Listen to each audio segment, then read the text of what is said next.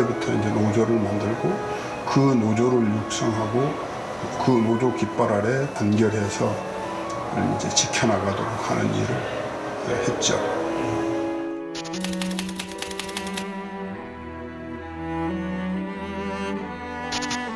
구의역 스크린 도어를 고치다가 사망한 김군이 되고 태안화력발전소에서 목숨을 잃은 김용균 동지로 2020년의 전태일에 또 다른 노동자의 이름과 얼굴을 하고 오늘도 죽어갑니다. 지난 11월 13일은 근로기준법 준수를 외치며 분신한 거한 전태일 열사의 50주기 되는 날이었습니다. 저희는 언론이 그간 전태일 열사 그리고 이 시대 노동자들이 처한 현실을 어떻게 언론에서 다루고 있는지 짚어보려고 합니다. 오늘 함께하실 분들 소개해드리죠. 성공회대 노동아카데미 하종강 교수 그리고 KBS 다큐인사이트의 조나은 PD 함께합니다. 어서 오세요. 네, 안녕하세요. 네. 우리 하종강 교수님이 뭐 전부터 많이 소개를 해드렸지만 웹툰 송곳의 실제 또 모델이시지 않습니까? 송곳 7주년입니다. 올해. 아, 그렇습니까? 이렇게 또 홍보를 하시네요. 그 굉장히 그 자랑을 많이 하시네. 저 영광이죠. 저는. 네네. 근데 지난번에 그게 전부 다 제 얘기는 아니다. 이 해명을 편집하지 않고 자세히 다 실어주셨더라고요. 그래서 서운했군요. 아니요, 고마웠습니다. 네. 이번 그 전태일 50주기 감회가 그 누구보다도 또 남다를 것 같다는 생각이 듭니다. 그 노동 문제를 다루는 사람으로서는 가장 큰 계기이죠. 제가 전태일 100주기 때 살아있으면 모를까. 그렇지 않으면 다시는 이런 큰 계기가 오지는 않거든요.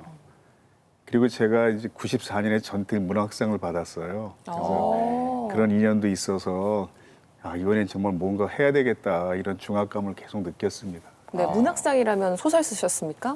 그때 저는 보고문학 분야였습니다. 글로 받으셨던 거군요. 네. 네. 나오시면 하나씩 꼭 자랑을 하고 가시네요. 네. 자, 그리고 우리 조나은 PD님 와주셨는데 개인적으로 가장 좋아하는 직종이 PD거든요. 네. 근데 우리 제2에는 PD가 처음 아마 나온 걸로 저는 기억을 하고 있는데 이번에 전태일 열사 50주기를 맞이해서 다큐멘터리를 제작했다고요? 네, 저는 이번에 다큐 인사이트에서 너는 나다라는 제목으로 전태일 서거 50주기 그 특집을 맡았고 KBS에서 지금까지 꽤 많은 전태일에 대한 다큐멘터리 제작해 왔어요. 근데 그 중에서 이제 50주기를 특별히 맞아서 좀 오늘날의 전태일의 현대적 의미를 좀 되새겨 볼 수 있는 다큐멘터리를 만들었습니다. 네. 그 위에서 시켜서 한 겁니까? 아니면 평소에 노동 문제에 좀 관심이 많으셨습니까? 위에서 시켜서 하지 않고 제가 정말 하고 싶어서 했습니다. 훌륭한 신분이네요. 네, 제가 말씀하시죠. 학생 때부터 노동 문제에 관심이 많은 학생이었습니다. 그래요? 예. 어떻게 하세요? 저는 이제 뭐 듣고 기억이 났는데 10여 년 전쯤에 학생 때 저를 만났다, 뭐 강연에 초청했다 그러면 이미 학생 때부터 노동 문제에 관심이 있는 굉장히 드문이에 속하는 거죠. 초청을 해서 예. 교수님이 또 지금의 조나은 PD를 만들었다. 이렇게도 볼 수 있는 겁니까? 엄연히 부모님이 계시는데 그런 얘기 하지 네, 마세요. 아니 조나은 PD가 정말 그 노동 문제에 관심이 많은 것이 많은 분들 사랑하셨던 회사 가기 싫어라는 그 다큐멘터리 기억을 하실 거예요. 네, 그분이군요. 예, 그렇습니다. 그 많은 을들에도 감싸 안아주셨는데 오늘 제 분위기는 어떤가요? 제 분위기요? 네, PD 입장에서. 정말 화기애애하시네요. 네. 네. 앞으로 뭐 제작할 때 나 좀 써줘요. 열심히 하겠습니다. 네, 최욱 씨를 캐스팅하지 않겠다고 합니다. 어쨌든 50이라는 건 참 상징적인 숫자일 텐데요. 그 50주기를 맞아서 우리 사회의 과거와 오늘에 대해서 좀 언론 보도 자세히 짚어보도록 하겠습니다. 네, 근로기준법을 준수하라. 우리는 기계가 아니다. 이 외침은 노동운동의 시작이 됐습니다. 한국 사회에서 전태일 열사는 어떤 의미일까요? 그 한국 노동운동사에 있는 의미 있는 사건을 모두 합한 것만큼 의미가 있다. 이렇게 표현해도 지나친 말이 아니거든요.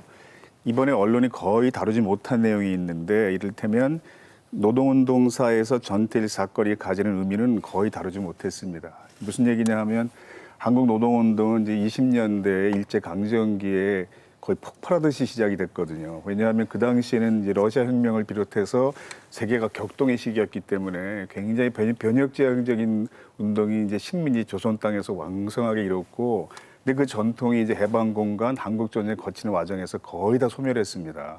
그러니까 노동자 간부들이 거의 대부분 보도연맹에 가입했다가 사망했거든요. 그리고 70년대 초는 5.16 군사정변 이후에 노동자들은 거의 숨도 쉴 수 없는 그런 상황이었는데 전태일 사건이 터진 거죠.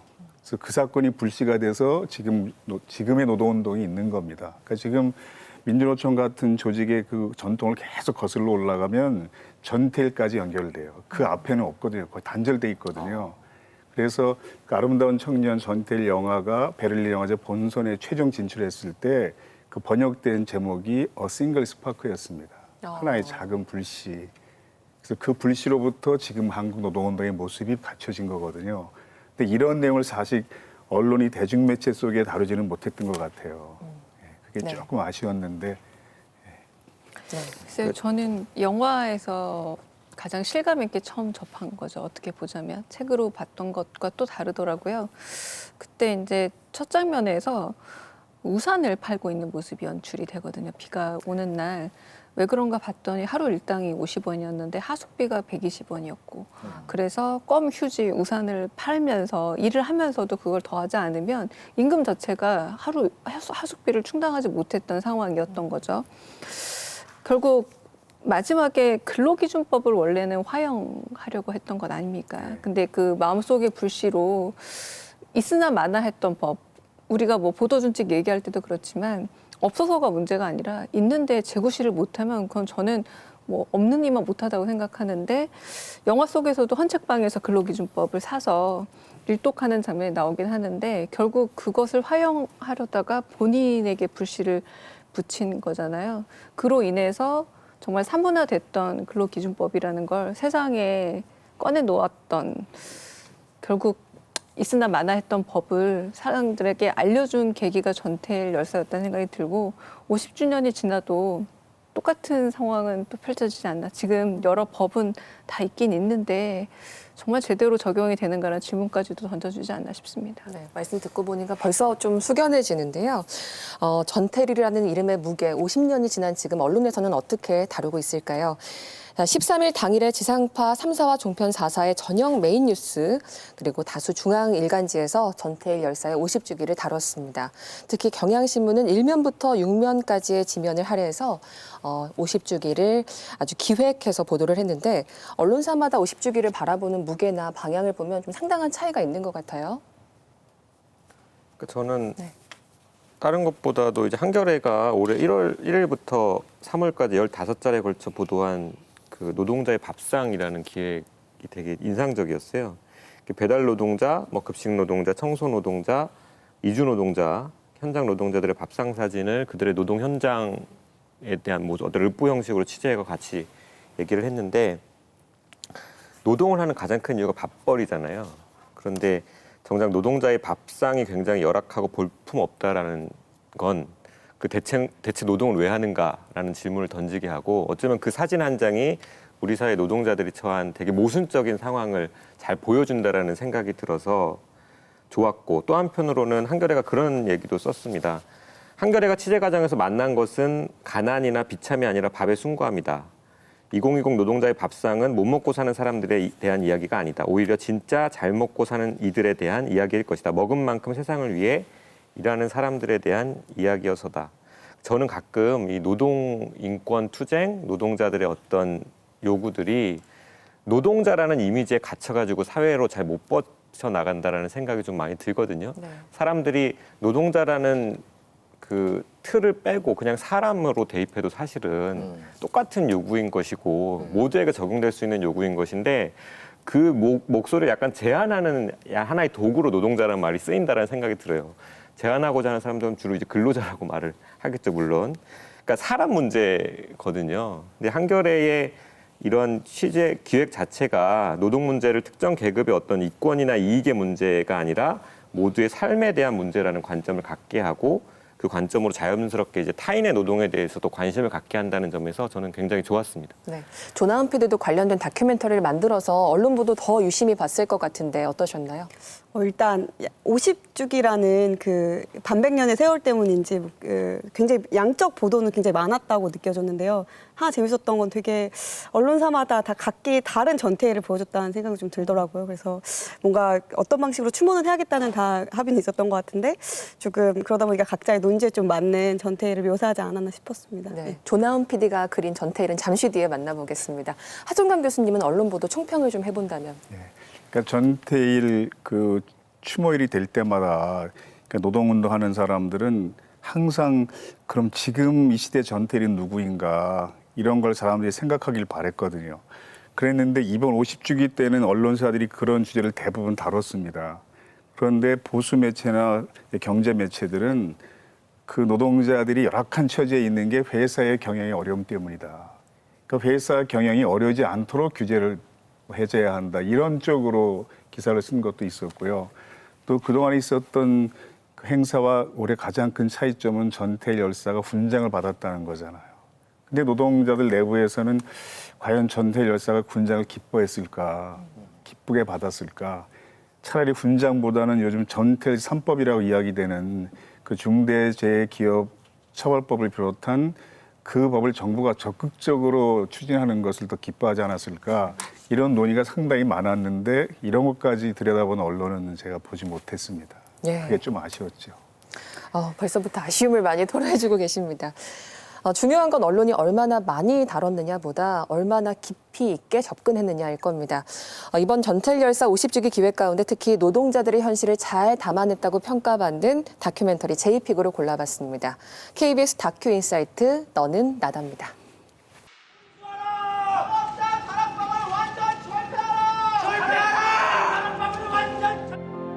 나는 나의 가장 소중한 것을 태우기로 결심했다. 우리는 기계가 아니다.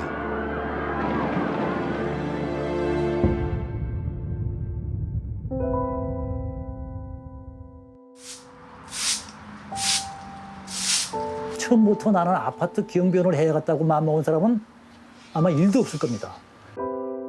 양념을 구하는 게 아니라 지금 잘못되면 다른 사람들을 버리고 있는데.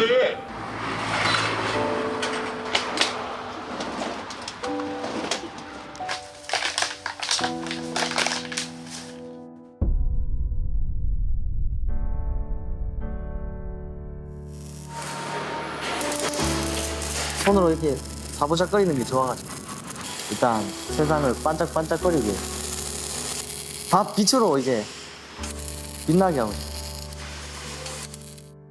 청년 노동자들이 만나게 될 어떤 노동 환경에서 그런 부조리를 경험하게 될 거예요. 분명히 폭언이나 시선이나 이런 거에 대해서.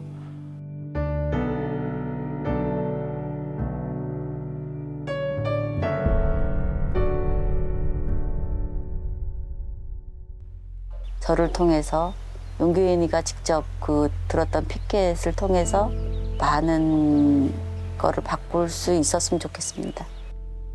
나보고 비급받다고 말하지 마세요. 우리는 절대로 죽지 말고 살아야 된다는 것을 당부하고 싶습니다.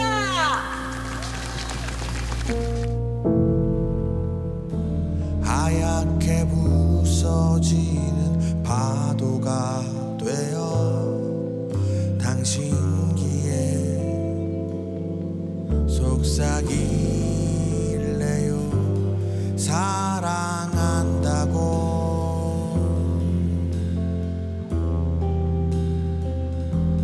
사랑한다고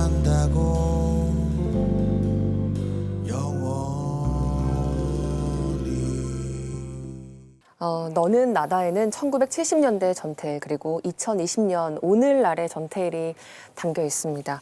개인적으로는 그 어떤 목소리지라고 내레이션에 귀를 기울이게 됐는데 마지막에 하림 씨가 그 쇳물 쓰지 마라 하시면서 하는 목소리 겹쳐지면서 이 사람이구나 좀 전율이 느껴지더라고요. 다들 참 많이 인상적으로 보셨을 것 같은데 어떤 점을 꼽을 수 있을까요? 우리 대다수가 노동자로 살아가지만 노동 문제를 남의 일처럼 느낀다라는 이야기를 전에 한번 했던 것 같은데 실례로 그 포털에 가보면 많이 본 뉴스에 노동 관련 뉴스보다는 사실 검찰 관련 뉴스가 훨씬 더 많거든요. 근데 여기 이제 제목을 보면은 너는 나다 이렇게 되어 있지 않습니까? 근데 이게 결국 노동 문제는 너의 일이 아니라 나의 일이다 뭐 그런 의미입니까? 네, 사실 전태일이 생전에 굉장히 자기의 친필 편지와 뭔가 일기 같은 것들을 통해서 많은 글들을 남겼는데 거기서 자주 등장하는 표현이 자기 미싱사 이제 동료들이나 아니면 이제 친구들을 어떻게 칭하냐면 나의 또 다른 나들 혹은 나의 모르는 모든 나라는 표현을 쓰세요. 그래서 저는 그 문구를 딱 보고, 그러니까 그분의 이제 확장적인 사고가 굉장히 좀 인상 깊더라고요. 그러니까 타인에 대한 시선이 이렇게 되게 자기 문제처럼 생각하고 뭔가 타인의 아픔에 굉장히 공감하는 사람이구나. 그래서 그런 문구에서 따서 너는 나다라는 제목을 지었습니다. 특히 뭐 요새 굉장히 타인의 권리에 대해서 우리가 되게 이렇게 서로 배타적으로 생각하는 경향이 있는데 조금 달랐던 것 같습니다. 저는. 네. 다른 분들은 어떤 점 하나씩 꼽아보실까요? 전태일 평전이라던가 영화를 보게 되면 전태일 열사가 자신의 몸을 불태웠던 가장 큰 동인이 뭐냐면 바로 옆에서 앓고 있는 동생들, 그리고 잠을 못 자서 정말 쇠약해가는 그런 어린 친구들을 보면서예요. 그러니까 결국은 공감이라는 게 대단한 일에 있어서의 시작이 될 수 있다라는 건데, 저는 이게 너는 나다가 시도한 게 그게 아닌가 싶어요. 이 문제들을 우리가 일종의 노동자 문제들을 약간은 상시적으로 일어나고 우리가 도덕적으로 다뤄야 되는 문제라 생각하지만 조금 뒤에 다뤄도 되지 않아? 당장 급하지 않으니까 미뤄도 되지 않아?라고 생각하는 영역 중에 하나라는 거죠. 그래서 지금 노래라는 것의 어떤 작용도 그렇지만 경비 노동자분들 그리고 특성화고를 졸업하고 바로 산업 현장에 투입된 젊은이들, 그리고 전 가장 마지막에 좀 안쓰러웠는데요.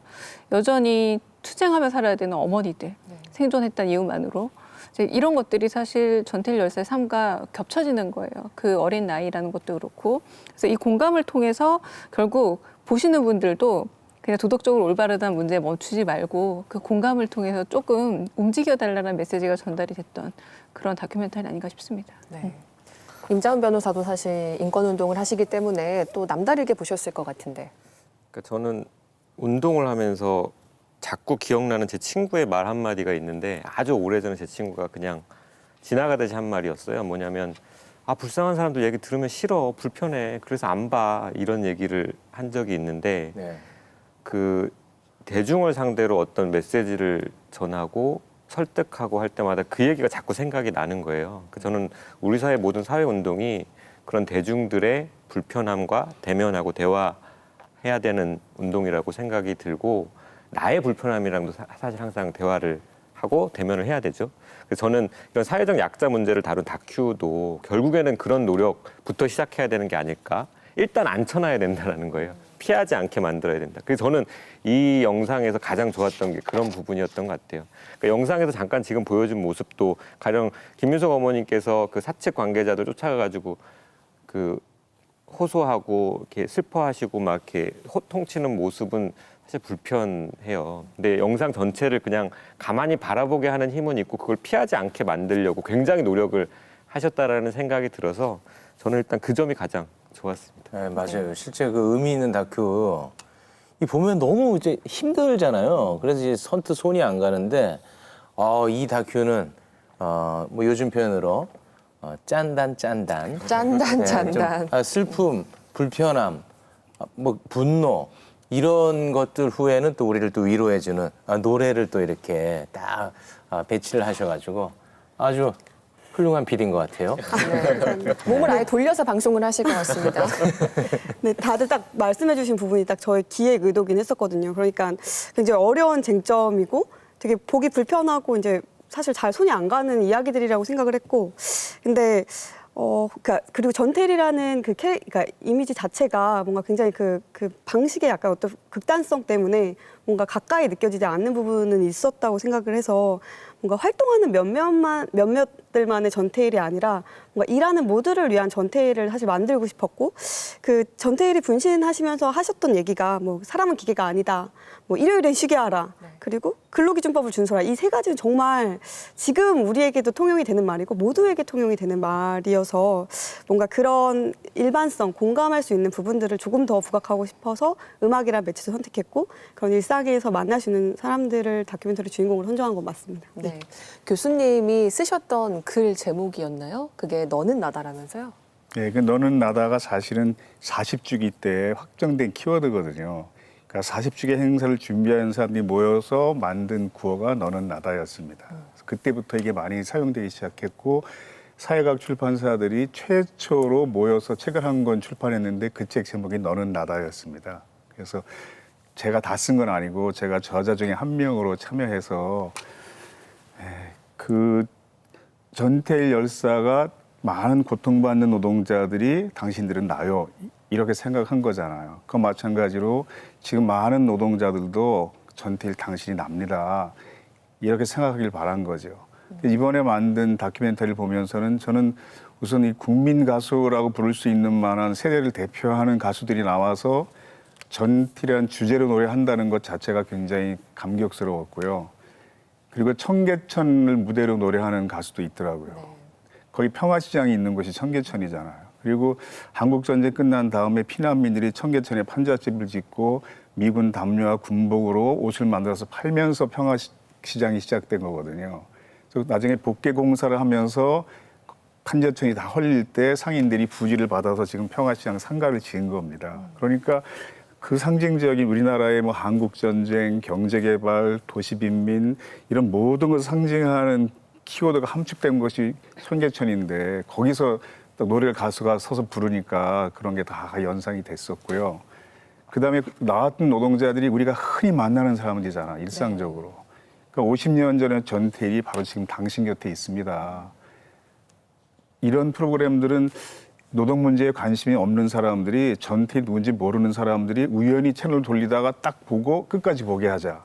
저는 이렇게 만들어져야 된다고 생각하는데 그렇게 잘 만들었던 것 같아요. 노래를 들으면 이거 뭐지? 끝까지 보게 되잖아요. 그래서 바로 당신 곁에 예전 전태일이 대학생 친구가 한 명 있었으면 좋겠다 간절히 바랬던 것처럼 당신이 친구가 될 수 있는 지금의 전태일이 당신 바로 곁에 있습니다. 이렇게 느꼈어요, 보면서. 네, 저는 그래서 영화관에서 상영돼도 참 좋았겠다라는 생각이 들더라고요. 그 말씀하신 가수들 뭐 치타 씨, 안치환, 양희은 그리고 하림 씨들이 있었잖아요. 이런 연예인들은 흔쾌히 출연에 동의를 하시던가요? 그 얘기를 꼭 하긴 해야 되는데 일단 섭외를 하면서 엄청난 거절을 많이 당했어요.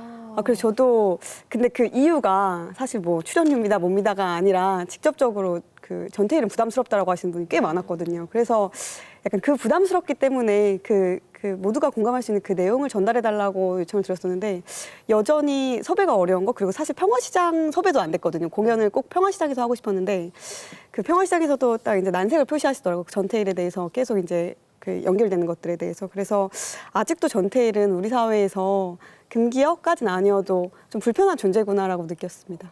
네. 그게 섭외가 좀 힘들었었군요. 그래서 저는 섭외에 되게 흔쾌히 응해주신 가수분들이 정말 모두가 이제 진정성 있으신 분들이었거든요. 그래서 너무너무 감사합니다.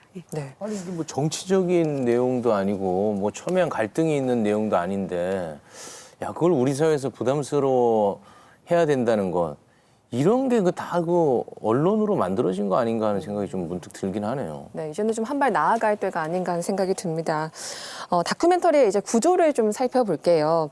전태일 열사와 동갑인 1948년생 경비 노동자가 등장하고요. 전태일 열사처럼 남들보다 조금 더 일찍 노동 현장에 뛰어들었던 청년 노동자가 나옵니다. 그리고 세 번째로 노동자들을 위해 투쟁하고 있는 고 김용균 씨의 어머니 김미숙 씨가 차례대로 등장하는데 이런 구조가 좀 과거와 현재를 연결한다, 스며든다 이런 생각도 들더라고요. 어떻게 보셨습니까? 일단 다큐를 그렇게 기획하게 된 이유는 좀 저희도 많은 다른 기사들과 같이 오늘의 이야기를 좀 하고 싶었어요. 그리고 맨 처음에 이제 던졌던 제가 질문은 전태일이 만약에 살아서 지금 살아있다면 한국 사회에 만족을 할까? 라는 일단 질문을 스스로 던져봤고, 또 만약에 그분이 살아계시면 뭘 하고 뭘 해먹고 살고 계실까? 이게 좀 궁금하더라고요. 그래서 지금 그 전태일과 비슷한 동년배 그 분들을 좀 찾아봤고 아마 많은 분들이 되게 단순 노무 노동을 하고 계시고, 그러니까 그 시니어 노동이라는 게 굉장히 일자리가 적기 때문에 그 뭐 아시다시피 뭐 지하철 택배, 뭐 폐지 줍기 뭐 이런 것들로 이제 그렇게 양질의 일자리가 많지는 않잖아요. 그래서 그 중에 저희가 가장 이제 자주 만날 수 있는 경비 아저씨를 이제 연락을 드렸고, 그분을 통해서 이제 그 전태일과 굉장히 닮으신 삶을 사시고 계시기 때문에 그분을 일단 첫 번째 다큐멘터리의 이제 주인공으로 삼았고요. 이제 두 번째 주인공은 우리나라에서 가장 빨리 일을 시작하는 아이를 찾아봤어요. 그래서 경북기계공고의 그 특성화고 아이들을 많이 찾았고, 학생들은 제가 처음에는 이제 워낙 뭐 특성화고의 뭐 그 실습 현장에서 사고가 그러니까 있었으니까 그런 보도를 보고 그런 식으로 접근했는데, 오히려 제가 조금 중간에 그 내용을 바꿨던 건 그 저희 취재를 도와주신 그 경북기계공고 그 교장 선생님께서 사고 자체가 많이 난다기보다 아이들이 다 나가서 이제 마음의 상처를 입는 것들, 그러니까 노동이 존중받지 못하는 사회여서 굉장히 블루 컬러를 천시하고 뭔가 그 일을 빨리 찾는 철든 아이들을 존중해주지 않는 사회에 대한 약간 문제를 제기하셔서 아예 그 현실에 좀 맞게 내용을 그렇게 노동이 존중받지 않는 사회라는 부제로 그 두 번째 이제 그 청년들의 노동을 다뤘고요. 세 번째는 이제 김미숙 씨가 항상 이제 소개되는 것은 김용균 어머니로 이제 소개가 되었잖아요. 근데 전 사실 산업재해가 그 보수적으로 잡아도 하루에 3명 이상 이제 사망하는 산업재해인데, 그러니까 우리의 모두의 일이 될 수 있는 그런 되게 중요한 문제인데도 사실 김용균 어머니를 볼 때 우리는 굉장히 남의 일처럼 생각을 하잖아요. 그래서 한번 그 어머니를 그냥 그분도 노동자였으니까 인간 김미숙, 여성 노동자 김미숙, 어머니 김미숙으로 한번 먼저 소개를 하고, 그 다음에 그녀에게 이제 인간적 공감을 할 수 있을 때 그녀가 사실 김용균 엄마였고 그녀의 소중했던 아들이 뭐 안 좋은 일을 당했다, 이런 식으로 이야기를 전개를 풀어봤어요. 그래서 아마 그 어머니를 이제 촬영하면서 본인의 개인적인 그런 슬픔, 비극 같은 사건들이 어떻게 이제 대자적으로 굉장히 그 사회를 향해서 이제 승화될 수 있었는지 좀 뵐 수 있었고, 그게 굉장히 이소선 여사와 닮아 있었다고 생각을 했습니다. 네. 강유정 교수님의 또 전문가시잖아요. 이런 구성의 흐름, 서사의 흐름 어떻게 보셨나요? 저는 1948년생이 지금 어떻게 살고 있는가를 보겠다라고 할 때 어떤 점에서는 그냥 어떤 기계적 우연성처럼 보이기도 하지만 경비 노동자란 점에서 굉장히 저도 와닿았는데, 왜냐하면 과거만 하더라도 경비 노동자에 대해서 이렇게까지 열악하진 더 않았다는 거, 더 악화되는 노동 현장 중에 하나가 경비 노동자예요. 가령 말씀하시는 내용 중에 하나가 택배라던가 분리수거 업무 같은 것들이 훨씬 더 쌓여서 경비 노동자의 일의 한계라는 게 점점 없어지고 더 많아지고 있는 현실이라는 거죠. 그리고 제가 가장 충격적이면서도 좀 가슴 아프게 봤던 장면은 경비 노동자에게 폭행 사건을 일으켜가지고 뉴스에 나오고 있는 걸 보시는 장면이었어요. 보는데 이게 뭐냐면 언론 보도가 그런 어떤 노동자 피해 문제 내지는 산업재해 문제 같은 것들을 보도를 하긴 합니다. 근데 일종의 사건 사고형 보도로 하고는 그 이후에 어떤 식으로 해결이 되고 있고 또 어떤 식의 대책이 필요한지에 대한 아주 끈질긴 탐사 보도 내지는 취재는 잘 하지 않아요. 언제나 뉴스에 나오는 거는 발생 보도입니다. 무슨 사건이 일어났다. 경비 노동자가 이렇게 피해를 당했다. 그래서 뭐 돌아가셨다. 내지는 산업재해 일어났다. 그런 부분에서 저분들은 언론에 대해서 어떤 생각을 가지고 있을까. 내 피해를 확인시켜줘서 감사하기도 하지만 가령 과거 전태일 열사가 내 옆에 노동자 친구가 있었으면 하는 말은 어떤 점에서 지금 경비 노동자를 비롯해서 많은 노동자분들에게 언론이 내 편이면 어땠을까라고 하는 얘기랑 전 같다고 생각하거든요. 그래서 그 부분들을 보면서 과거 50년 전 같은 세대를 살았던 그분들이지만 전혀 달라진 게 아니라 더 나빠진 게 아닌가라는 생각이 들기도 했습니다. 네. 지금 뭐 다들 칭찬만 하시니까 제가 지적 하나 들어가겠습니다. 뭔가요? 저는 뭐 이런 다큐 볼 때 그냥 봐도 충분히 슬픔이 전달되는데, 뭐 가령 뭐 누군가 눈물을 흘리면 줌을 쫙 해서 그 눈을 보여준다든지 이런 거에서 저는 이 감정 라인이 다 깨져버리는 경우가 있거든요. 우리 제2에서도 일전에 유시민 이사장 눈 온다 싶으니까 바로 클로즈업 들어갔거든요. 근데 이번에도 보니까 경비 노동자의 그냥 삶만 보여줘도 그 안에서 우리가 바로잡아야 될 것들이 굉장히 많다고 생각합니다. 그런데 거기서 이제 주민의 갑질 부분이 딱 들어가더라고요. 물론 우리 사회적인 문제죠. 근데 그 한 장면을 찍기 위해서 또 얼마나 기다리고 심지어 그런 거를 또 만들어내려고 발 동동 굴리고 그런 거 저는 싫어요. 이거 팩트입니까? 아, 그래서 저희가 이제 경비 아저씨를 꽤 오랜 시간 찍진 않았어요. 그래서 이제 촬영을 이제 기본적으로 인터뷰를 한 다음에 이제 첫 분리수거 날 저희가 그 선생님 만나 뵌 지 첫 분리수거 날 불러달라고 하고 처음 이제 밤샘 촬영을 해야지 밤새 일하신다니까 하고 갔는데 가자마자 사실 그 주민의 갑질 장면은 발견한 장면이었어요. 그래서 저희도 사실 언론인으로서는 그냥 아 되게 저런 현장에 되게 생생한 현장이 잡혀서 와 뭐 오늘 막 일 다 했다라고 생각은 했지만 정말 약간 너무 깜짝 놀랐던 게 정말 저런 일이 얼마나 비일비재하면 정말 저희가 기다린 시간이 정말 얼마 지나지 않았고 날이 지자마자 뭐 되지 않은 시간이었고 그리고 그걸 받아들인 경비원분들의 태도도 굉장히 저희에게 이제 놀라지 말라고 늘상 있는 일이에요라고 말씀을 하시는 걸 보고 저 굉장히 씁쓸했습니다. 저도 그전에. 정말 일상화돼 있다는 방증일 수도 있겠네요. 최욱 씨 들으셨죠? 그 부분에 대해서는 제가 사과 말씀드리겠습니다. 맨날 울리는 분이 최욱 씨잖아요. 울어. 여기서 울어야지. 오늘 최욱 씨는 풀샷만 주시기 바랍니다. 참고로 저희 아버지가 최근까지 경비 노동 업무를 하셨던 분입니다. 여러분 웃지 마십시오. 아니 그 현대 중공업 그 사측에 계셨던 아버님이 그 퇴사하시고 주식으로 모든 재산을 탕진하시고 개인정보 경비 동의 노동 업무를 받으셨습니다. 하셨는데 뭐 그 다 저한테 얘기는 하지 않으셨겠지만 그 경비 노동 업무 일상 속에서 굉장히 많은 자괴감을 느끼셨더라고요.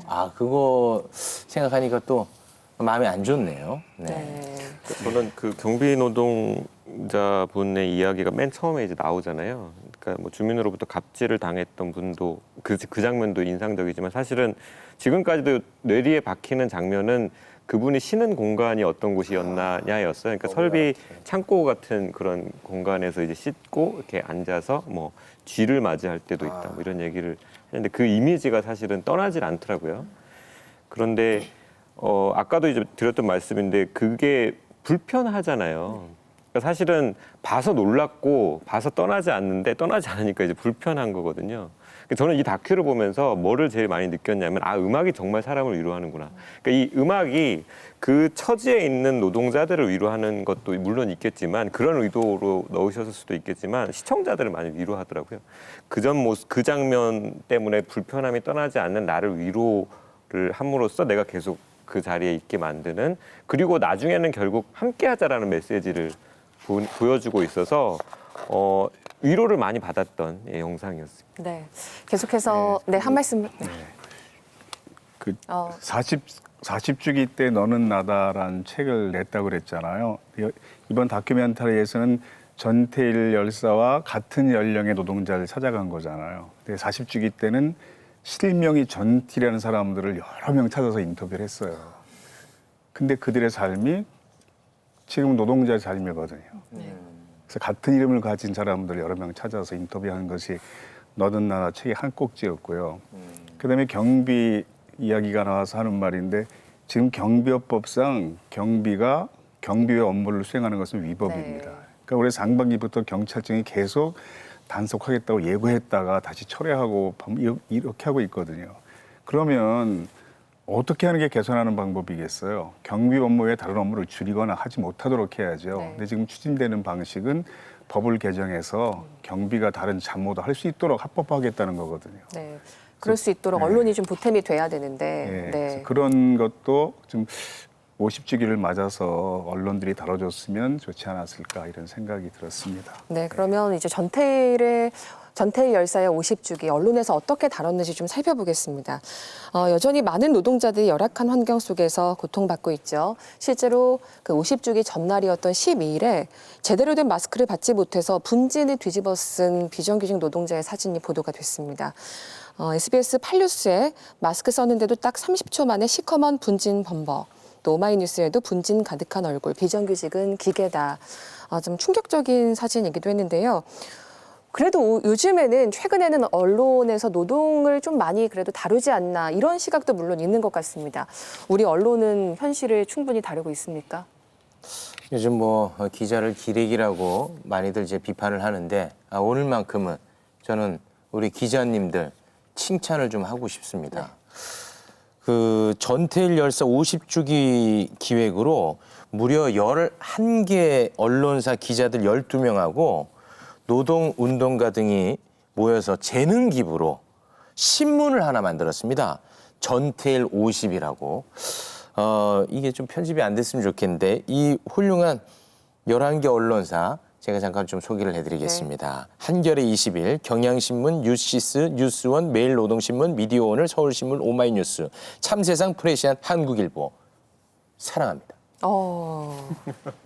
다른 분들은 인상 깊었던 보도 있으셨나요? 저도 방금 말씀하신 그 전태일 50이라는 보도가 여러모로 정말 알찬 보도였어요. 이제 우리가 언론학적으로 받아서 훌륭한 보도인데 캘린더 보도라고도 하죠. 이제 기다렸다가 그때쯤 오면 매년 반복되는 보도도 있고 몇 주년 기다렸다가 이렇게 딱 발사하듯이 준비했다가 활시위를 겨누는 그런 보도들도 있는데 이 보도는 지금 하나쯤 해봐야 되겠다라는 식으로 관행적으로 마련된 보도가 아니라 기사 몇몇을 보게 되면 아까 지금 우리 PD님도 다루셨던 것처럼 현재의 전태인들을 돌아보겠다라는 그 의도를 정말 꼼꼼하게 아주 바닥까지 들어가서 찾을 수 있는 한 찾은 게 아닌가라는 생각이 들 정도였어요. 정말 이를테면 뭐 여러 가지 질환에 시달리는 노동자들 얘기도 그렇고 비정규직 노동자, 택배 노동자 그리고 여전히 남아있는 서울 동대문 공제공장 현재는 어떤가 이런 것들을 다 추적해 줌으로써 결국 2020년 현재 전태일들을 모두 할 수 있는 능력한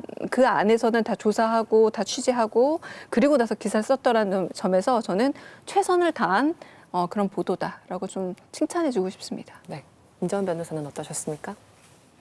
근데 이게 전태일 50 이거를 하나의 보도라고 봐도 되나라는 생각이 좀 들긴 하네요. 그러니까 이게 약간 일종 기획신문이잖아요. 보도의 형태를 띤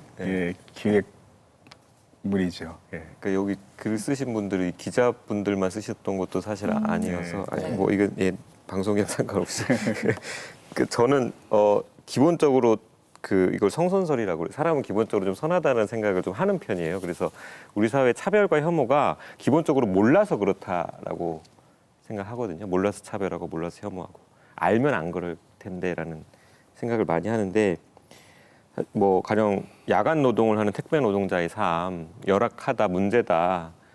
그런데 우리가 접하는 거는 그분들이 배달하는 이제 물건인 거잖아요. 노동자의 삶을 알지 못하기 때문에 외면하고 그들이 어떤 고통을 겪고 있는지 모르니까 계속 방치하고 이런 상황이 계속 발생한다고 보는데 따지고 보면 우리가 그걸 알 수 있는 방법도 사실 없어요. 그러니까 일종의 그 인식의 사각지대 같은 곳이 항상 존재하는 거예요. 열악한 노동자의 삶에는 언론이 그 사각지대를 좀 파고들었으면 좋겠다. 그냥 그래서 문제다가 아니라 그냥 보여줬으면 좋겠다라는 생각도 많이 드는데 최근에 그런 보도들이 좀 있어요. 그러니까 서울신문이 달빛노동 리포트를 한 게 있고 그다음에 JTBC가 10월 28일자에 이주찬의 발품경제 코너라고 해서 이 두 기획이 다 그 택배 노동자 현장을 직접 따라다니면서 기자가 그 모습을 찍고 어떤 상황을 겪고 있는지 그냥 보여줬어요. 그리고 좀 지난 얘기지만 그 프레시안의 허한주 기자가 그 조선소에 취업을 실제로 해가지고 한 뭐 열흘 동안 실제로 일을 했고 그 후로도 한 6년 동안을 그 근처를 배회하면서 기획 기사를 낸 적도 있거든요. 그러니까 조선소 잔혹사라는 이제 책도 사실은 나왔었고 이제 이런 식의 언론인들의 어떤 노력이 저는 굉장히 빛을 많이 발하고 있다라는 생각이 들어서 계속 좀 같은 시도를 해줬으면 좋겠다는 생각이 있습니다. 보도가 많으냐고 말씀하셨지만 전 되게 이 형식의 의미가 있다고 생각을 해요. 왜냐하면 아까 하정마 교수님 말씀하신 것처럼 40주년처럼 책을 만들 수도 있습니다. 이분들이 모여서. 그런데 일부러 거의 신문 지면의 형태를 따와서 보도 형태를 띈 이유가 그리고 마지막에 홍세화 편집인도 뭐라고 얘기했냐면 칼럼이라는 형태로 얘기를 하고 있거든요. 그러니까 아까 말씀드렸던 것처럼 노동 현장 곁에 언론이라는 그런 환기 효과가 없었다면 굳이 이 방식을 선택할 필요가 없고 때때로는 이렇게 방식 자체 어떤 방식으로 내 얘기를 전달하느냐가 메시지가 되는 게 많은데 저는 이 형식도 굉장히 중요한 메시지라 생각해서 보도라고 이야기하는 게 더 이런 방식을 더 자극할 수 있는 방식이 되지 않을까라는 생각도 들긴 합니다. 네. 교수님 하신 말씀 있었던 겁니다. 저는 다른 기획 기사들은 되게 짐작할 수 있는 내용이었어요. 내가 기자라면 50주기를 맞아서 이런 걸 기획해 볼 수 있겠다. 제일 짐작하지 못했던 게 서울신문 일면 부고기사였습니다. 그러니까 야간 노동하다 사망한 노동자들의 부고기사로 전면을 채웠잖아요. 그리고 그걸 인터랙티브 기사로 만들어서 좀 더 이해하기 쉽게 제작했고, 이건 제가 전혀 상상하지 못했던 계획이었던 거죠. 네. 근데 또 한편 드는 생각은 쭉 살펴보니까 올해에 야간 노동하다 사망한 사람 중에서 업무상 사망으로 인정된 예만 여기 실린 거예요. 근데 실제 산재 보험의 혜택을 받지 못하는, 인정받지 못한 야간 사망도 엄청나게 많았거든요. 언젠가는 인정받지 못한, 산재 보험 혜택을 받는 업무상 사망으로 인정받지 못한 야간 노동 사망자들의 부고 기사도 한번 모아서 추적했으면 좋겠다, 이런 생각이 들었습니다. 네, 누군가의 가족이자 또 친구였을 그 고인들에 대해서 언론이 조명을 좀 했던 거죠. 그게 의미 있었다고 그리고 이제 평가를 더불어 하십니다. 하나 얘기해 볼 것은 요즘 계속 언론들이 하루에 3명씩 죽는다고 이야기하거든요. 근데 그건 최근에 노동부가 그 노동재 사망자 통계를 그냥 사고성재만 자꾸 발표하면서부터 나타난 현상이거든요. 근데 실제로 1년에 한 2,000명 이상이 죽습니다. 네. 직업성재까지 합치면. 그러니까 순간적인 사고를 당해 사망하는 사람만 한 절반 정도인 거고, 과로로 사망하는 건 사실 사고성재는 아니거든요. 그러니까 실제로는 하루에 오늘도 6명 죽는 거거든요. 네. 그래서 3명이라고 이야기할 때는 이렇게 눈에 보이는 사고가 있어서 사망한 사람 숫자이고, 실제는 1년에 2,000명 정도가 죽고, 오늘도 출근했다 퇴근하지 못하는 노동자는 6명씩 발생하고 있다. 그래서 오늘 1명도 안 죽으면 사실 내일은 2배로 죽는 거랑 마찬가지거든요. 자, 물론 전태일 열사 50주기 언론에서 새로운 시각으로 또 깊이 있게 봤다는 지적 이야기도 있지만, 일부에서는 또 노동을 바라보는 언론의 프라임이 고스란히 드러났다, 이런 지적도 이어지고 있습니다. 최근에 택배기사의 죽음이 잇따르자 정부가 택배기사 과로 방지 대책을 발표했는데요. 언론사마다 다루는 논조가 달랐습니다. 13일 한겨레는 일면에서 사람 잡는 심야 배송 못한다고 전했는데, 매일경제는 노동시간 축소 대책이 자칫 택배업계 생존 위협할 수도, 또 한국경제는 밤 10시 이후 택배 배달 금지, 내년 상반기 택배비 오른다라는 관점의 기사를 실었습니다. 참 많이 다르네요. 어떻게 해석을 할 수 있을까요? 일단 노동 문제만 나오면 무조건 비용 문제로 환산하는 게 주류 언론의 어떤 관행이 아닌가 싶습니다. 좋게 말해 관행이고 한계라고 할 수 있을 텐데요. 가령 중앙일보의 노트북을 열면 택배비 당신은 얼마까지 낼 수 있나라는 그런 컬럼이 있습니다. 그러니까 택배 노동자 사망에 변화가 필요한데 제시하는 해법이라는 게 택배비를 더 많이 내면 된다라는 거. 물론 이것도 방법이 될 수는 있겠죠. 가령 우리가 야간 근로자들에게 야간 수당 더 줍니다. 그런데 그게 야간 근로 문제 해결이 되던가요? 아니에요. 이미 전례가 있습니다. 우리 다 알고 있는데 그 문제 다 빼놓고 이건 다 비용 문제다. 돈만 더 지불하면 되는 거 아니냐 식의 얘기를 하는데, 거기서 멈추는 것이 아니라 결국은 비용을 더 지불하면 누가 손해냐? 소비자들 손해다라는 식의 논리까지 가고 있어요. 언제나 성공적이었습니다. 그러나 비용 문제로 얘기했을 때. 그래서 그런 성공의 기억을 가지고 또다시 노동 문제는 언제나 비용 문제로 얘기를 하다 보면 해결된다는 식의 논리를 다시 한번 반복하고 있는 것 같아서, 문제만 택배비로 새로운 거지 전혀 해결 방법이라던가 여기서 얘기하고 있는 논법 자체가 노동자 편에 선 게 아니라 전혀 해결이 되지 않지만 좀 오히려 노동자 편에 서는 척하는 보도 혹은 기사, 칼럼이 아닌가라는 생각이 듭니다. 조나은 PD는 어떻게 보셨나요? 저도 교수님과 비슷한 생각을 했는데, 그러니까 마치 이제 파일을 항상 한정하고 뭔가 그것들에 뭔가 그 서로 물어뜯는 걸 되게 좋아하는 것 같아요. 방금 말씀하셨던 대로 소비자의 이익과 뭐 노동자의 권리를 약간 뭔가 대치시켜서 그 중에서 우리가 뭔가를 골라야 될 것처럼 항상 그렇게 뭔가 얘기를 그 싸움을 붙이는 거 언론은 좀 좋아하는 것 같고, 그래야지 우리가 근원적인 파이에 문제가 있는 거 아닌가 뭐 이런 것들에 대한 문제 제기를 하지 않으니까 그랬는지, 그래서 항상 누군가의 권리를 다른 누군가의 권리 태보로 인정하는 그런 구도가 굉장히 안 좋은 것 같다고 생각했습니다. 네. 그러니까 저는 매일경제 12일자 기사를 좀 인상 깊게 봤는데, 기사 내용이 전체적으로 그렇습니다. 우려하는 목소리가 나온다, 비판이 나온다, 도움이 되지 않을 거란 분석이다, 문제도 제기됐다, 부정적인 반응을 보였다. 이렇게 기사가 끝나요. 문제예요. 물론 비판할 지점이 있을 수 있죠, 이번 정부 정책에 대해서. 그런데 같이 머리를 맞대는 모습이 하나도 안 보이는 거예요. 그러니까 이번에 낸 대책의 한계를 분석을 하고 대안을 제시한다라는 메시지가 있었으면 좋겠는데, 그런 것은 전혀 없이 비판만 하다 보니까 결국 저는 어떤 느낌을 받았냐면 아 당신들은 이 문제에 별 관심이 없었군요. 그냥 이 대책 자체가 정부 비판의 소재였을 뿐이군요. 라는 인상만 줬던 것 같아요. 그 택배비가 너무 낮다는 지적은 전 맞다고 생각해요. 그래서 당신은 그 편리한 서비스 이용하면서 상응한 비용을 낼 준비가 돼 있냐 이렇게 묻는 거잖아요. 그런데 지금 택배비를 올려도 그 금액이 택배 회사로 갈 뿐 택배 노동자에 가지 않는 구조거든요. 이 구조가 바뀌기 전에는 택배비를 올려도 그것이 회사의 이익이 될 뿐 노동자의 삶에 달라지는 게 전혀 없는 거거든요. 근데 이런 구조를 먼저 마련해야 한다 이런 지적까지 하는 기사는 없었고요. 그다음에 지금 택배비가 굉장히 낮은 이유가 사실 택배 노동자들에게 가는 그 수수료 인건비가 너무 낮기 때문인데 지금 보수 매체들은 그리고 경제신문들은 그게 택배 회사가 너무 많아져서 과당 경쟁하기 때문이다 이렇게 보도합니다. 그리고 택배비를 올려야 한다고 몰아가는 패턴이 있어요. 근데 지금 택배비를 올려봐야 택배 노동자의 삶에 달라지는 건 전혀 없는 상황이거든요. 근데 이런 구조의 문제까지 지적하는 언론은 보지 못했습니다. 그리고 택배 노동자들의 문제와 관해서 그 택배 노동자들의 문제에 대해서 언론이 보도한 걸 제가 한 번씩 훑어봤는데요. 계속 반복되어 나오는 문장이 있어요. 그건 제가 적어왔습니다. 뭐냐면 기업과 정부가 심야 배송을 금지하고 식시간을 보장하기 위해 노력한다는 선언을 하고 국토교통부가 분류 작업에 필요한 인력을 충원할 것을 택배사들에게 권고하고 대통령이 택배 노동자들의 과로 문제에 대한 관심을 당부했다. 이게 계속 나오거든요. 그러면 지금까지 한 조치들이 선언하고 권고하고 당부한 겁니다. 이거 가지고는 해결이 안 되거든요. 지금 택배 노동자가 5만 명이라고 하는데 공식적으로 실제는 더 많습니다. 이 5만 명을 포괄하는 법이 없어요. 이게 운수사업법으로도 포괄이 안 되고 기존의 근로기준법에도 포괄이 안 되거든요.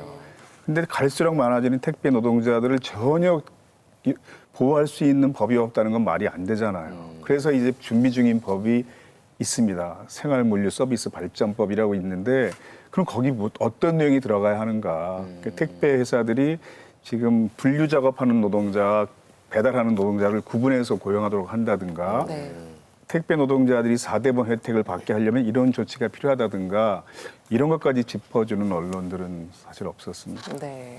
최욱 씨 질문하실 건가요? 네, 그 방금 말씀하신 것처럼 이처럼 그 중요하게 다뤄야 될 문제가 굉장히 많은 것 같은데 정치인의 발언에 이러한 중요한 이슈는 다 묻혀버리는 상황이 참 안타깝게 느껴집니다. 50주기 당일인 13일이었는데요. 국민의힘 윤희숙 의원이 전태일 열사 50주기를 추모한다면서 SNS에 글을 남깁니다. 그 내용을 짧게 소개를 해드리자면 52시간 근로 중소기업 전면 적용을 코로나 극복 이후로 연기하는 게 전태일 정신을 진정으로 잇는 것이라는 취지의 발언이었습니다. 전태일 열사를 거론하면서 주 52시간제를 강화하자는 게 아니라 유예하자고 이야기하니까 사실 좀 정서적으로 받아들이기가 어렵지 않습니까? 그러다 보니까 이게 논란이 좀 일었습니다. 근데 언론은 논란 또 좋아하지요? 그래서 다수의 언론이 정치인의 발언을 따옴표 보도하기 시작합니다. 세계일보, 윤희숙 주 52시간 유예가 전태일 정신, 진중권 답 없는 당. 조선일보, 윤희숙 주 52시간제 연기가 전태일 정신, 정의당 욕 보이지 마라. 근데 흥미로운 사실은 이 따옴표 보도에 열심인 이 언론사들은 전태일 열사 50주기 보도에는 대단히 소극적이었다는 것이었습니다. 네, 조나은 PD, 전태일을 제대로 읽고 있는 걸까요? 그 전태일이 평전을 보면 전태일이 살아생전에 이제 모범업체라는 이름으로 이제 양심적인 기업 설립을 이제 제안한 적이 있는데요. 그 법을 준수하고 근로기준법을 준수하고 그 노동자를 과다 착취하지 않는 그런 상생 기업에 대한 아이디어를 되게 정말 진심 어리게 이제 추구를 했었고 실행시키고 싶어 했었고 그래서 그런 식으로 이제 전태일은 굉장히 법에 근거해서 당시 사람이었음에도 불구하고 굉장히 그런 순수한 꿈을 꿨는데 이런 그 국회의원께서 이제 후진국의 지식인들이 만들어낸 법이라고 잘못된 법이라고 근로기준법을 표현한 것은 정말 전태일에 대한 오독이 아닐까 싶었습니다. 네. 그러니까 이런 거를 최근에 좀 문화적 전유 현상이라는 게 있어요. 최근 많이 논란이 됐던 가령 한복을 중국에서 가져가서 우리 거인 것처럼 하는 겁니다. 그런 걸 문화적 전유 현상이라고 하는데 저는 역사적인 상징성이 가진 문화적인 가치를 굉장히 정치권에서 오독한 이상으로 전유하려고 했던 것 같아요. 이걸 가져가서 전태일이라는 이름을 쓰는 것 자체가 친노동자적이고 한편으로 어떤 점에서 굉장히 자신이 가진 도덕성을 입증할 수 있는 도구 마냥 활용한 저는 무책임한 것을 넘어서서 뻔뻔한 어떤 행태이자 이것에 대해서도 지금 보수 언론들이 하고 있는 태도는 이 말을 가지고 재미있게 클릭을 유도하자라는 거지 진정한 비판이 이루어지고 있지 않습니다. 가령 치트키로 여겨지고 있는 52시간과 그리고 여러 건데 아무 어떤 사안에서든 말을 보태는 그런 호사가들의 말을 계속 인용해서 만드는 것 자체가 저는 노동 문제에 대해서 관심이 없다라는 걸 자백하는 수준이라고 보여져요. 그래서 이런 부분에서 전태일이나 역사적 가치를 제대로 이해하거나 써먹지 못한다면 건드리지 말아야 한다. 이슈 메이킹을 위해서 이름을 따서 따옴표 치듯이 그 이름을 갖다 쓰는 거는 정말 저는 불쾌하고 아주 부도덕한 일이라고 생각합니다. 저는 이 52시간제라는 말부터 일단 틀렸잖아요. 40시간제잖아요. 자꾸 52시간제라고 얘기를 해서 마치 기본이 52시간인 것처럼 얘기가 계속 숫자 쓰려면은 최대 50. 주 최대 50시간 이렇게 표현해라 그런 학자들. 그런 룰이 또 좀 마련이 됐으면 좋겠다 싶고 그리고 이번에 윤희숙 의원의 발언은 사실 전태일 열사는 노동법 지켜라 하면서 이제 분실을 한 건데 전태일 정신을 살려서 노동법 유예하자라고 주장을 한 거니 사실 이만한 오독도 나오기 어려워요.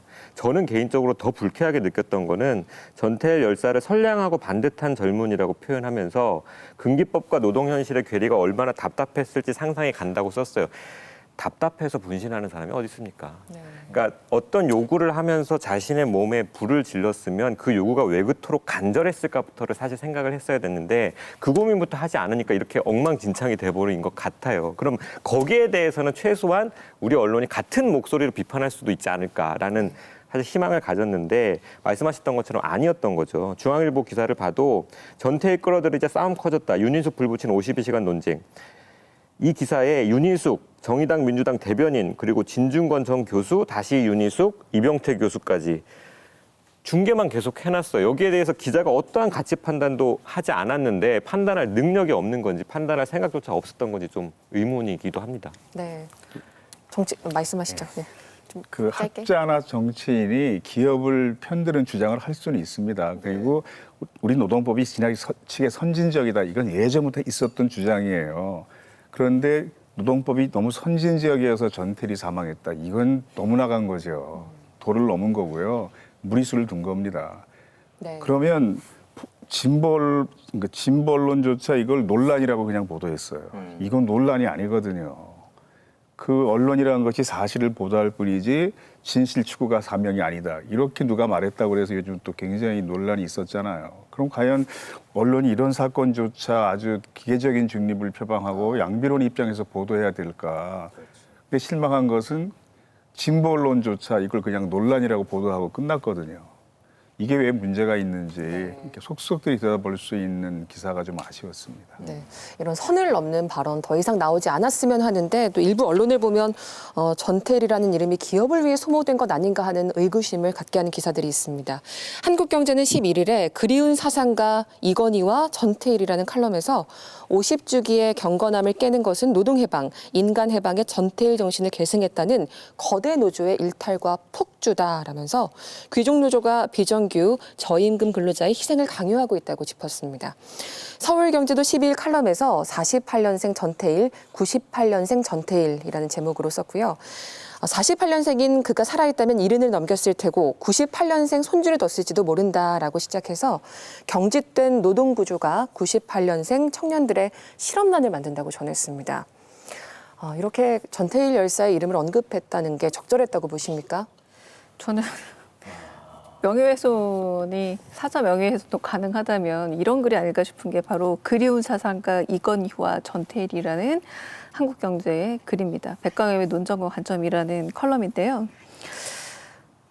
정말 제가 좀 읽고 황당한 생각까지 들었던 글 중 하나인데 이 이건희와 전태일을 비교하는 것에서부터 좀 의구스럽지만 문제적인 것은 뭐냐면 여기에 갑자기 귀족 노조 얘기가 나오면서 이런 식의 귀족 노조가 생겨서 노조 내부의 갈등이 일어날 줄 알았으면 전태일은 그렇게까지 뭐 그런 어떤 결의를 하지 않았을 것이라는 논리를 좀 뻔뻔하게 이렇게 진행시킨다는 것도 너무 놀랐고 거기에다가 이건희의 어떤 사주로서의 그런 고용주 정신을 굉장히 높이 사면서 저는 좀 납득이 안 돼서 이게 말이 안 되는 정도. 어떻게 이렇게 나란히 병치를 시켜서 얘기할 수 있는지 그 사고의 발상이 정말 놀라운 수준이고요.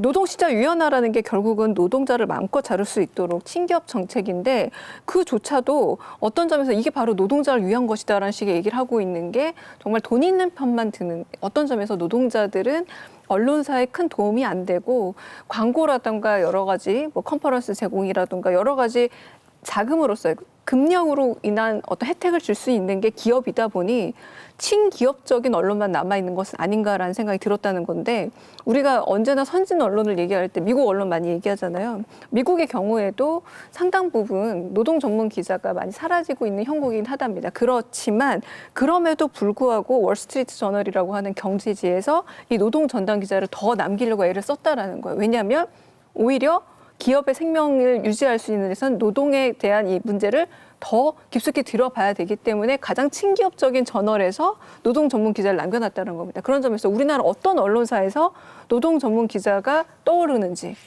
그리고 친기업이 아닌 친노동자의 편에 서서 기사를 쓰는 기자, 한 사람 개인의 특정한 개인이 얼굴에 떠오르는지 저는 전무하다고 보고 이게 한국 언론의 지금 수준이 아닌가라는 생각이 들기도 합니다. 근데 이거는 그 이건희 회장한테도 욕먹이는 일같이 보입니다. 이게 요즘 인터넷 표현으로 지능적 안티 뭐 이런 표현 쓰지 않습니까?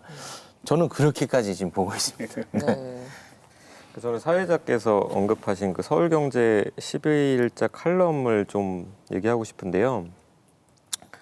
그러니까 사실은 서울경제 같은 신문에 전태일이라는 이름이 언급되는 게 1년에 잘해야 한 번, 두 번이겠죠. 이거는 50주년을 기념해서 나름 이제 그것을 거기에 의미를 두고 내일은 전태일 열사 50주기다로 시작하는 칼럼을 쓴 거예요. 근데 그 칼럼 전체적인 내용에 노동자의 열악한 삶이나 사업주의 문제나 근로기준법을 지켜라라고 준수하라라고 외쳤던 그것이 여전히 계속될 수밖에 없던 어떤 현실 뭐 이런 거에 대한 내용 하나도 없고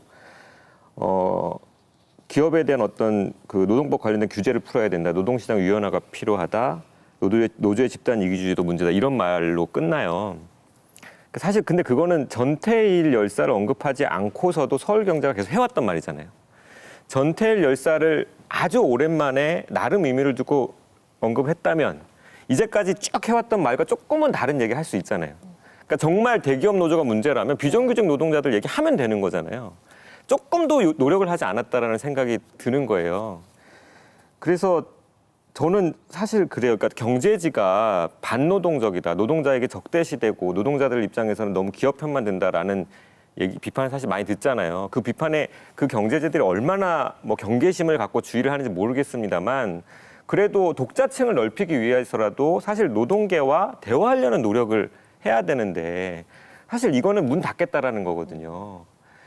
그러니까 저는 이런 생각도 드는 거예요. 전태일 열사라는 사람은 노동운동을 하는 그다음에 노동자의 현실에 지금 고통받고 분노하고 있는 모든 사람에게 하나의 상징과 같은 존재잖아요. 그 상징을 존중하지 않으면서 어떻게 대화하려 하냐 이런 생각도 사실 듭니다. 네. 조나은 PD는 이 내용에 동의하십니까? 기업 너무 편들기 아니냐, 기업.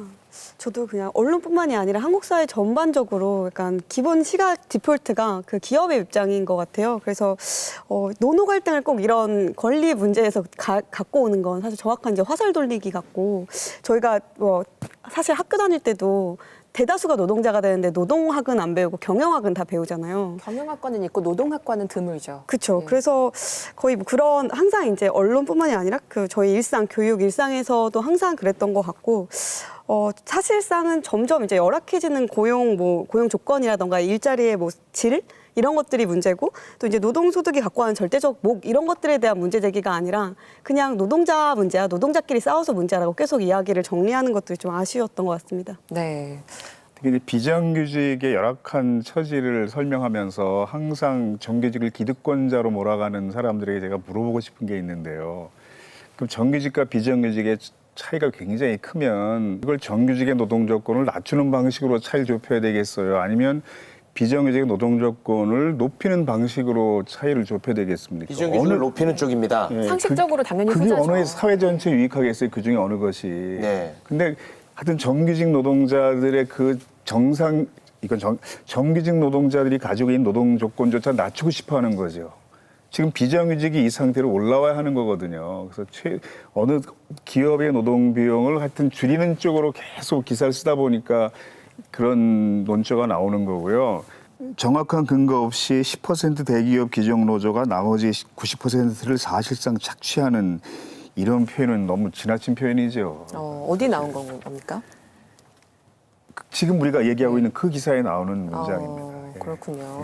참 언론은 싸움 붙이기 좋아하는 건 알고 있었는데 이런 식으로 같은 팀끼리 또 싸움 붙이는 경우는 참 너무 교활한 것 같다는 좀 생각이 듭니다. 그동안 너무 잘 먹혔거든요. 네. 이 노노 갈등이라는 문제가 상당히 어떤 점에서는 기업에 대한 그 공격을 하면은 기업은 언제나 우리를 낙수효과니 뭐니 하면서 우리를 살려주는 힘이고 이 노노 갈등 파이가 정해져 있는데 이 파이를 너희들끼리 싸우게 하면서 충분히 재미를 봤던 기업이고 언론이 거기에 부채질 해왔던 게 사실 한국의 근대 역사, 근현대 역사로 할 수 있을 텐데 그러다 보니 최저임금 얘기 나오면 어떻게 됩니까? 언제나 영세업자들 찾아가서 최저임금 때문에 못 해먹겠죠라고 이제 인터뷰를 합니다. 그리고 또 하나 근로시간 단축 문제가 또 역시 사주의 부담으로 간다라는 거.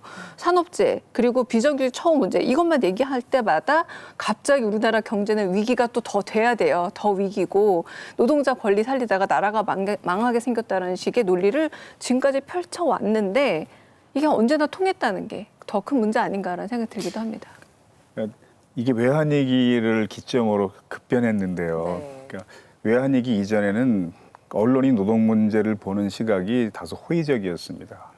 그리고 당시는 군사정부와 맞서서 민주화가 상당히 중요한 화두였기 때문에 노동운동이 민주화운동을 견인하는 역할을 한다는 인식을 기본적으로 가지고 있었거든요. 그런데 외환위기를 겪으면서 우선 기업을 살려야 한다. 이런 정서가 사회 전체를 지배하게 된 거죠. 그러니까 기업의 이윤 추구가 모든 인류 도덕 가치에 군림하면서 언론도 노동 문제를 보도하는 프레임이 점점점 이제 악화된 거예요. 그래서 최저임금, 일자리 감소, 대기업 정규직, 기종 노동자 이런 프레임 속에 갇혀 있고 계속 재생산되다 보니까 이 영향을 받은 사람들이 또 같은 기사를 쓰게 되는 겁니다. 제가 바로 어제 한 청소년들을 만났는데 파업은 필연적으로 경제적 손실을 발생시키고 시민의 불편을 초래하지만 그 권리를 보호하는 것이 전 사회 전체 유익하기 때문에 헌법상의 기본권으로 보장하고 있는 것입니다. 이렇게 설명을 했어요. 어떤 질문이 나오냐 하면 파업이 경제적 손실을 발생시키고 시민의 불편을 초래할지라도 결국 사회 전체 유익하다고 하셨는데요. 그럼 그것은 내가 자전거를 훔쳐서 열심히 그걸 돈을 벌어서 사회에 기부하면 사회 유익한 거다. 이거와 같은 거 아닌가요? 그러니까 이렇게 질문하는 학생의 머릿속에는 노동자의 파업을 거의 자전거 훔치는 도둑질과 같은 행위로 보는 시각이 내재되어 있는 거죠. 범죄로 보는 거네요. 근데 이런 프레임은 되게 언론이 만든 거거든요. 또 그 인문학을 공부하는 굉장히 우수한 학생들이 모인 자리였거든요. 우리나라 기업이 노동유연성 경직돼 있고요. 너무 최저임금 많이 인상하고요. 귀족 노동자들은 그 대기업 정규 노동자들, 귀족 노동자들. 이러면 기업 경영 입장에서는 어떻게 됩니까, 사장은? 그래서 제가 뭐라 그랬냐면 그런 상황 속에서 경영할 수 있는 능력 있는 경영자한테 빨리 넘기고 그분은 다른 데 취업하시면 됩니다. 이렇게 이제 농담처럼 얘기하고 근데 우리나라가 노동 경직성이 유연화돼 있지 못한 게 노동 유연성이 경제화되어 있는 게 아니고요. 최저임금 너무 많이 인상하는 것도 아니고요. 최저임금 일자리를 반드시 줄이는 것도 아닙니다. 대기업 노동자가 기득권자, 귀족 노동자도 아니에요. 이렇게 이제 설명을 했어요. 근데 그 구도도 언론이 그동안 계속 재생산하는 프레임인 거죠. 네. 언론이 언제나 기득권 편인 게 의료계 파업할 때는 또 의료계 편을 많이 들었잖아요. 네, 거기에 대해서는 또 훨씬 더 기득권이라 생각하는 쪽에 늘 붙기 때문에 파업 주체에 대해서 부정적으로 막 늘 쓰는 것이 아니라 어느 쪽이 더 권력이 있고 어느 쪽이 더 실질적으로 엘리트 집단에 가까운가를 판단한 다음에 언제나 그쪽 편을 들었던 게 아닌가 싶기도 합니다. 근데 기업의 노동 비용을 절약하고 이윤을 증대시키는 것이 마치 사회적인 선인 것처럼 기업의 이익이 사회 전체 이익과 일치하는 것처럼 생각하는 구조를 가지고 있어요. 그래서 이걸 그 기업의 이윤 추구가 모든 인륜 도덕 가치에 군림하는 현상을 어떤 심리학자가 이제 경제 염려증이라고 병명을 붙였더라고요. 그러면 세월호 사건을 규명해야 된다. 경제가 어려워집니다. 이게 경제 염려증의 증세인 거죠. 그러니까 사회를 지배하는 아주 유용한 도구로 활용될 수가 있고요. 그래서 경제적인 그 경제가 어려워진다는 것을 가지고 모든 욕을 억압하려고 하는 그 현상이 있었을 때 어떤 젊은이가 그 SNS에 뭐라고 썼냐 하면 경제의 개 XX는 내가 태어났을 때부터 지금까지 사회에 썼던 적이 없어. 그러니까 한국 사람들이 머릿속에 경제가 위기가 아니었던 적이 거의 없었거든요. 맞아요. 이게 외환 위기에 너무 심각해졌고 이게 언론에 그대로 투영이 된 거죠. 네, 어떻게 하면 참 노동자들의 목소리 제대로 반영될 수 있을까요? 제가 전태일 평전의 글귀를 좀 인용해 보겠습니다. 우리 사회의 언론 역시 강한 자, 부유한 자의 속성이 비틀리고 있다. 언론의 주인은 대재벌급의 기업가. 그들이 밑바닥 인생들의 문제에 기본적으로 관심을 표시할 이유가 없다. 신문이라고 돼 있는 걸 언론이라고 바꿔봤습니다. 전태일 열사 50주기의 언론노조에서는 노동 존중 보도 실천을 선언했습니다. 선언문에선 노동자와 노동조합에 대한 편견을 조장하는 용어를 사용하지 않을 것, 그리고 노동자의 생명과 안전을 위협하는 이윤 추구 철저히 감시할 것, 이런 6가지 항목을 내세웠습니다. 네, 과연 정말 언론 보도에 이게 잘 반영되면 좋을 텐데요. 앞으로 어떻게 하면 우리 노동 관련 이야기 한 발 더 나아갈 수 있을까요? 하종강 교수님. 네. 그 노동 존중이라고 이제 얘기하셨잖아요. 근데 사람들은 노동 존중 그러면 그게 노동자들만을 위한 것인 줄 알아요. 그래서 산술적으로 사회 구성원의 가장 많은 수가 노동자이니까, 그리고 그 가족으로 구성되어 있는 사회니까 노동자가 행복해지는 것이 사회 전체 발전이다 이렇게 볼 수도 있지만, 사실 노동자들이 행복해지는 것이 노동자가 아닌 다른 사회 모든 계층에 속한 사람들에게도 행복한 사회를 만드는 길인데, 오로지 그게 노동자들만을 위한 편협한 태도인 것처럼 노동 존중이라는 단어조차 그렇게 치부해버리거든요. 그래서 노동자의 권리가 향상되는 것이 사회 전체 이익과 일치한다, 이런 생각 가질 필요가 있고요. 만약에 그 노동자들이 그렇게 자신의 이익을 추구하면서 조직도 만들고 단체 교섭도 하고 파업도 하는 것이 사회 해로운 행위라면 이걸 전 세계 많은 나라가 헌법상의 기본권으로 가장 기본적인 권리로 규정할 리가 없는 거죠. 만일 자신에게 어떤 사람이 그 노동자들의 파업이 경제적 손실을 발생시키고 시민의 불편을 초래하고 때로 혼란도 야기할 수 있는데 왜 그것이 헌법상의 권리인지 한번 설명해 보십시오 라고 물었을 때 자기가 무엇이라고 답할 수 있는가, 이런 정리를 언론인이라면 당연히 해야 될 것 같습니다. 그리고 전태일 열사의 이야기 중에서도 그 생애에서 가장 기뻤던 순간이 언제였냐 하면 그 경향신문이 평화시장 노동자 실태를 보도했을 때예요. 근데 그 보도가 사실은 전태일 열사가 처음 기자를 찾아간 게 아니라 노동청을 찾아갔다가 거기서 박대받고 나올 때 근로감독관이 이야기를 듣고 나더니 대한민국이 다 그렇지 뭐 이렇게 반응한 거거든요. 같이 가셨던 분들에게 이제 제가 직접 들어보니까 당신은 또 이제 고도 경제 성장을 위해서 노동자 희생이 어느 정도 불가피하다, 이런 인식이 넓게 있었으니까 근로감독관이 그렇게 반응했을 거예요. 대한민국이 다 그렇지 뭐. 그런데 노동청 출입 기자를 만나게 된 거예요. 그래서 기자실까지 찾아가게 되거든요. 어떤 일로 왔냐, 대화하는 와중에 그러면 다시 조사를 광범위하게 해서 단체를 만들고 단체 이름으로 노동청에 고발하면 우리가 그때 기사를 써주겠어. 이렇게 약속해 그 약속을 그때 지킨 겁니다, 언론인들이. 네. 그래서 그때 대서특필됐을 때 같이 활동했던 분들 얘기 들어보면 그때는 다 이런 것 같았다. 이런 느낌이 들었대요. 그래서 경향신문 찾아가서 시계를 맡기고 300불을 찾아와서 막 뛰어다니면서 평화시장에 그걸 나눠주고 사람이 신문 받고 돈을 주면 그걸로 또 신문 사고 막 이랬던 거거든요.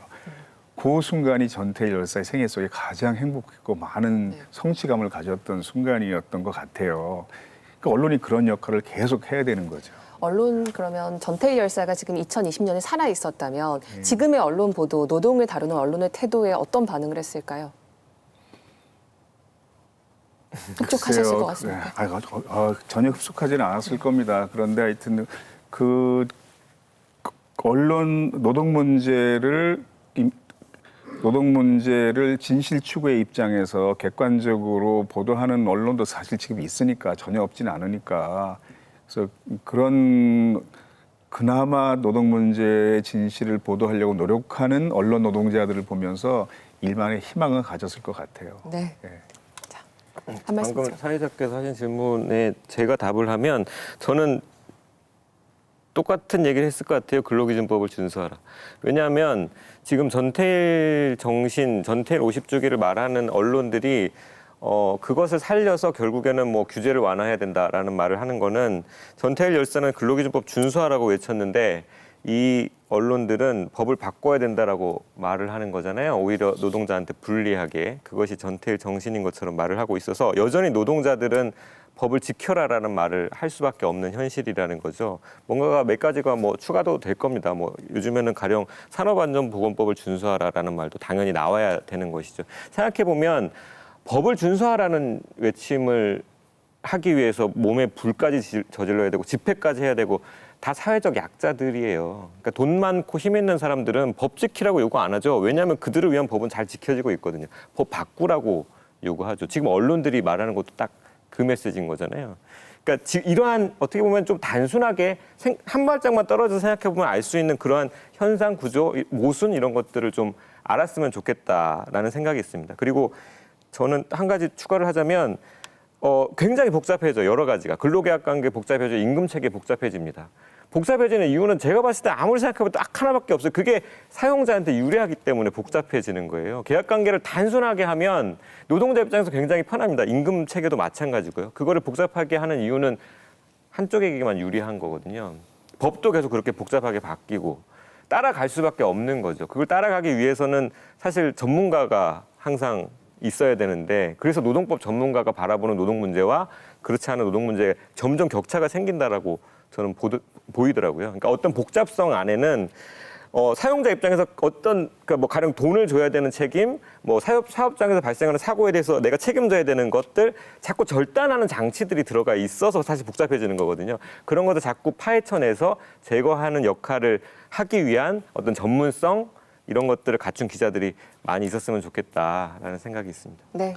그러니까 미국의 대형 신문사들에는 노동 전문 기자라는 직함이 있다라고 합니다. 그런데 우리나라 기자를 좀 돌이켜 보면 법조 출입 기자, 청와대 출입 기자는 떠오르지만 노동부 출입 기자들도 있긴 합니다만 그렇다고 노동 전문 기자라고 하기는 어렵다라는 거죠. 이렇게 노동 전담 기자가 그 뉴욕타임즈의 스티븐 그린하우스라는 기자가 2014년 명예퇴직을 했을 때 이제 그렇다면 이 노동 전담 기자는 없어지는 것이냐라고 사회적인 논의와 어젠다 세팅이 이루어져서 굉장히 그 문제에 대한 언론사들 안에서의 논의가 이루어졌다라는 거예요. 저희는 있지도 않은 직책이지만 그 부분에 대한 언론사의 논의도 저희가 본 적이 없다라는 겁니다.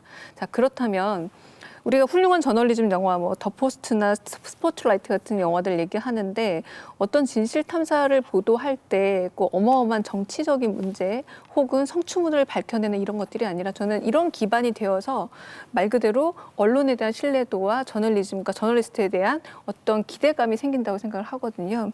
시작은 노동 전문 기자가 있어야 한다는 겁니다. 노동 전문 법을 알고 있는 변호사분들도 계셔야 되고 그 노동자들도 각성해야 하고 언론 소비자들도 각성해야 하지만 그 기사를 꾸준히 시간을 가지고 전문적으로 취재하고 탐사하고 한편으로 보도할 수 있는 노동 전문 기자의 배치 그리고 그분이 평생 퇴직할 때까지 그 일을 할 수 있는 시스템을 마련하는 것이 한국 언론의 관행을 바꾸면서 노동자 문제를 단순히 캘린더 보도처럼 그때그때 써먹고 마는 도구적인 보도가 아니라 의미 있는 보도로 만드는 길이 아닐까 싶습니다. 네.